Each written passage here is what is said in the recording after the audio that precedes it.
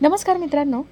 तर घरोघरी मातीच्या चुली या मालिकेच्या 1 मार्चच्या एपिसोडमध्ये छान ट्विस्ट बघायला मिळतोय.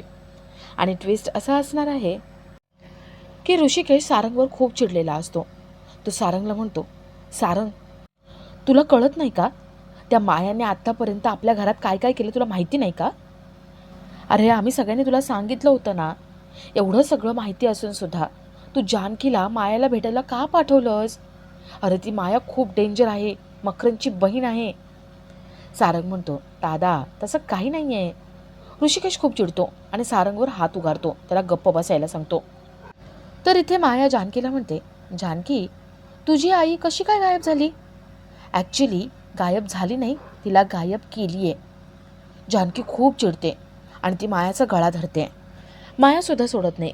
माया जानकीचा गळा धरते आणि ती जानकीला झाडावर आपटते, तिला बेशुद्ध करते. माया मनात म्हणते, माझ्या दादाला जो तुम्ही त्रास दिलाय ना, त्या प्रत्येक त्रासाचा, प्रत्येक वेदनेचा मी बदला घेणार आणि त्याशिवाय मी तुम्हाला सोडणार नाही. तुला नाही, त्या ऋषिकेशला नाही, तुझ्या कुटुंबाला नाही. इथे जानकी बेशुद्ध पडलेली असते. आता ऋषिकेश मायापर्यंत पोहोचेल का? आणि जर तो पोहोचला तर मायाने जे सांगितले की ऋषिकेशला आधी संपवणार, तसं तर ती करणार नाही ना. जानकी ऋषिकेशला कशी वाचवेल हे बघण्यासारखं असेल. तर या सगळ्याची सुरुवात कशी होते ते थोडक्यात पाहू. तर मालिकेत आपल्याला असं बघायला मिळते की सुमित्रा जानकीला ओरडते. सुमित्रा जानकीला म्हणते, या घरातून ऐश्वर्यासाठी एक अन्नाचा दाणासुद्धा जाणार नाही. नाना सोडले तर बाकी सगळे जानकीच्या विरोधात असतात आणि जानकीला सांगत असतात की ऐश्वर्याच्या नादी लागू नको, यावेळेसही तिचं नाटक आहे. जानकी काय ऐकायला तयार नसते. जानकी म्हणते, ठीक आहे, या घरातला एकही दाणा मी नेणार नाही ऐश्वर्यासाठी.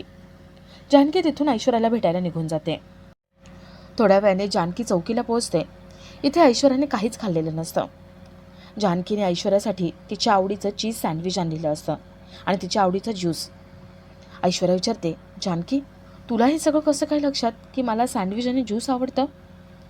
जानकी म्हणते, ऐश्वर्या, अगं जी माझी माणसं असतात ना, त्यांच्या सगळ्या आवडीनिवडी मी लक्षात ठेवते आणि तू माझी आहेस म्हणून माझं सगळं लक्षात आहे. ऐश्वर्याच्या डोळ्यात पाणी येतं. जानकी आपली एवढी काळजी करते, आपल्या आवडीनिवडी लक्षात ठेवते आणि आपण काय करतो? आपण चुकीचं वागलो. जानकीला नेहमी पाण्यात बघत राहिलो. ऐश्वर्याला पश्चाताप होतो. ऐश्वर्या रडत असते आणि जानकी तिला जेवण भरवते. या सगळ्यामुळे त्या दोघींचं नातं अजून घट्ट होत जातं आणि दोघींचा एकमेकींवरचा विश्वासही वाढत जातो. थोड्या वेळाने जानकी ऐश्वर्याला जेवू घालून बाहेर पडते आणि तिला सारंग भेटायला येतो. जानकी विचारते, ऐश्वर्याला भेटायला आलात का तुम्ही? सारंग म्हणतो, नाही, तुला भेटायला आलो. वहिनी, अगं ऐश्वर्याने एवढं सगळं केलं तरी पण तू तिला भेटतेस ना. मग एक व्यक्ती आहे जिने काही केलं नाही आहे, मग तिला भेटायला काय हरकत आहे? जानकी विचारते, कोण? सारंग म्हणतो, माया. मायाला तुम्हाला भेटायचं आहे, तिने पत्ता सांगितला आहे, प्लीज जा ना. जानकीला वाटतं की हो, हीच योग्य वेळ आहे. मायाला सगळं सत्य सांगायचं, मकरंद कसा गेला हे सांगायचं. जानकी भेटायला तयार होते. सारंग तिला त्या पत्त्यावर पाठवतो. तर इथे घरी सुमित्रा टेन्शनमध्ये असते.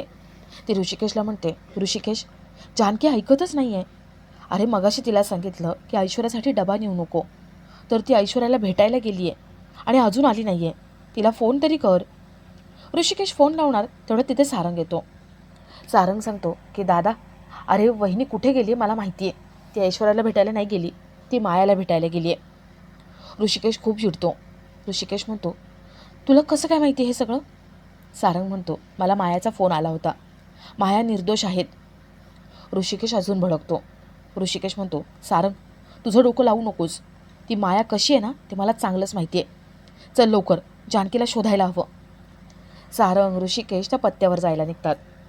तर इथे सयाजी वकिलांना घेऊन ऐश्वर्याकडे येतात. वकील ऐश्वर्याला सांगतात की ऐश्वर्या, आता तू कोर्टामध्ये उद्या सगळं खोटं सांगायचं आहे. मी सांगतोय त्या स्टेटमेंटवर सही कर आणि सेम तसंच स्टेटमेंट तू उद्या कोर्टात द्यायचे. तू उद्या सांगायचेस की तू त्या ठिकाणी नव्हतीस. जानकीने मकरंदला विष दिलं आणि मग मकरंद मेला. त्यांचा जो काही पास्ट आहे ना, तो सगळा कोर्टाला माहिती आहे. त्यामुळे तू या सगळ्यातून निर्दोष सुटशील. ऐश्वर्या म्हणते, नाही, मी हे सगळं करणार नाही. जानकीच्या विरोधात मी जाणार नाही. आत्तापर्यंत मी जानकीला खूप त्रास दिला आहे, पण आता यापुढे मला जानकीला त्रास नाही द्यायचा आहे. तिला सुखात बघायचं आहे आणि माझी पूर्ण खात्री आहे जानकी आज ना उद्या मला या सगळ्यातून बाहेर काढेलच. ऐश्वर्या जानकीची एवढी बाजू घेते.